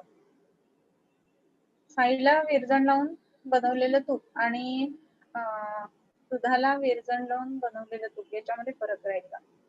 साय आणि दूध जे आहे ना, तर तो दुधाचाच भाग आहे ना. सो ह्याच्यामध्ये एक तर ते वृक्षता आणि स्निग्धता ह्या दृष्टीने होईल. म्हणजे साईचं दही आणि साधं दही असा अर्थ त्याचा होईल. साईचं दही ह्यालाच दही म्हणलं आहे बरं का. साध्या नुसत्या दुधाच्या दह्याला दही म्हणतच नाहीये ते.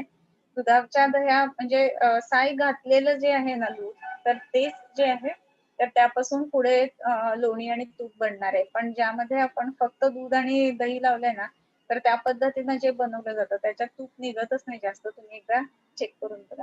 ओके. सो दही म्हटल्यानंतर साईचंच दही असा अर्थ. म्हणजे दूध म्हटल्यानंतर जसं गोद उठतं असं म्हटलं जातं ना, तसं दही म्हटल्यानंतर साईचं दही असा अर्थ त्याचा. ओके. सो आय थिंक सगळे प्रश्न झालेले आहेत. आपण प्रसाधन म्हणून थांबूया.